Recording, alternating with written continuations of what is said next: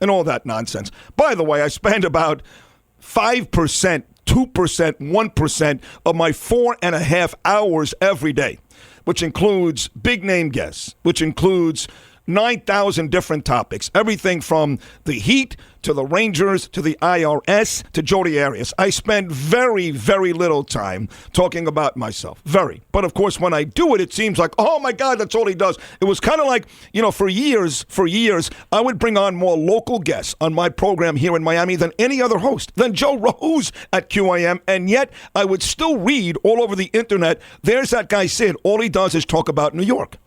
And I went to my boss one day and I said, why do you think that's the case? And he said, well, because your reputation is, you're a New York guy. So if you mention New York once and Joe Rose mentions New York 5 times, the perception still is you're talking way more New York. He said, it's not correct. It's not accurate. It's not even fair, but that's the perception. So the perception is that that's what Sid spends a lot of time doing. That's nonsense. And when I do it, it's just a reminder to myself and my audience, which needs to be reminded how lucky they are, because, look, this could be over any day. You'll be right back to Rose and Le Batard and all this stuff that you guys think is good. It's not good. It's okay.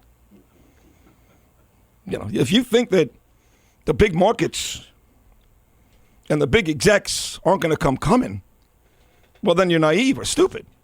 So basically all that is a reminder every now and then to appreciate what you've got, because when it's gone, it's gone. Ain't going to be a third time here for me. So that's all that is. It was, it's just a little beating of the chest, but nothing more than that.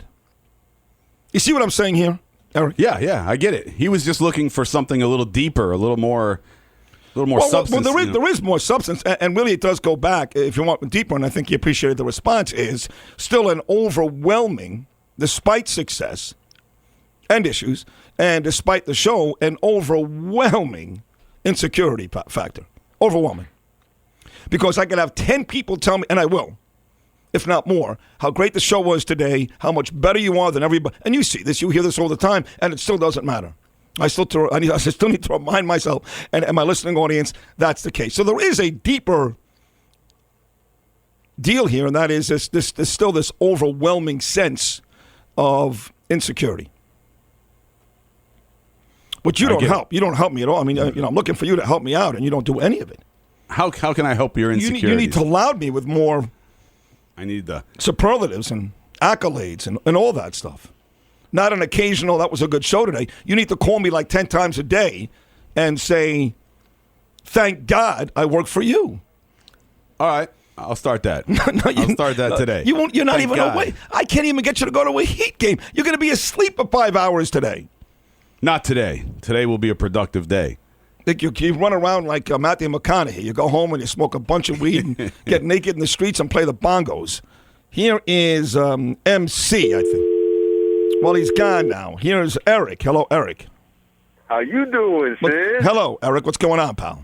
I got two lower corners, $450 each. If anybody wants them, $450. All right. Lower. I'm going tonight. But I understand why these guys. You don't want to take these guys. These non-Heat fans. You want to go with a Heat fan to the game. No, I don't. And then when the Heat lose, you're just gonna make fun of them all night long. But the whole thing will be so annoying. Eric, and have a great weekend and a great holiday. I don't want to go with the Heat fan. That would be really annoying because throughout the game, when the Heat go on a 12-2 run, I'll have to hear how great they are, and then Indiana will go on a 12-2 run. I'll stick it in their face, and it becomes so exhausting. I feel like I'm playing this stupid game. And I don't. That's not from me. See, come on. That's why I'm the perfect guy to bring. I'm not such a Heat fan. I'm not going to celebrate everything. You're not going. We'll just sit there and either point out the hot chicks or make fun of people. You understand? It's a weekend. It's a holiday weekend. I got my daughter Ava. I got my son Gabriel. My gorgeous wife Danielle. We got friends in town. I'm gonna get some action. Why would I want to sit at a Heat game with you and a bunch of screaming idiots? Because it's fun. But I'm trying to tell you, it's not that much fun. It's overrated. I mean, just so many times you can, do the banana dance and the Birdman dance, and I know it's hilarious. Birdman. I know I'm missing Birdman. Birdman. Somewhere Mike Ryan just called Dan Le Batard and said, "Wow, isn't that funny?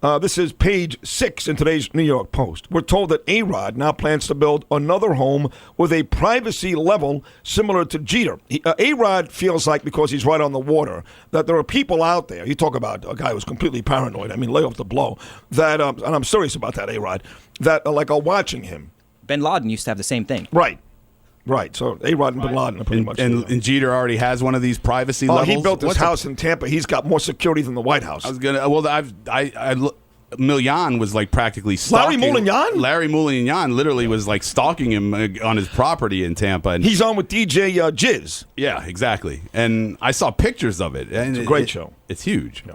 The 9-bedroom contemporary mansion overlooking Biscayne Bay includes his storied batting cage with lights that are set at the same exact brightness level as Yankee Stadium. This guy's a real piece of work. What? He's got a movie theater capable of showing videos of his own performances in his batting cage, which he may want to spend more time watching those, by the way, than vagina. An indoor gym, huge glass windows, and doors overlooking his infinity pool. He decorated it with works by such artists as Nate Loman, Andy Warhol, and Jean-Michel Basquiat. Of course. Rodriguez, who will get paid $28 million by the Yankees this year for these big numbers, 0 at-bats, put his pad on the market in August 2012. He asked for $38 million, but he's agreed to take $30, which nets him a tidy $15 million profit. So he has a buyer, or he just dropped it to 30? It's done. It's sold. Today, okay. It goes to closing, I believe, today. I think it says that. I think today is the closing. Goes on to say that Rodriguez, having invested in his own construction firm, is certainly hitting it big these days. Last year, he sold his Upper West Side condo for $8 million, just 8 months after buying it for $5.5 million. So he doubled the money on his house here, and he's moving to Coral Gables, and he made $2.5 million on the what's it called? Sounds like a businessman. Yeah. He's a real estate mogul, it sounds like. He's a real estate mogul. Yeah. Tommy in the Gardens. Hello, Tommy. Sid, how you doing this morning? What's up, pal? Hey, I don't know. I think you just broke a federal law, an FCC law. You're not allowed to play winger this early in the morning. You're not allowed to do that? No, you can't do that. I think you're going to jail.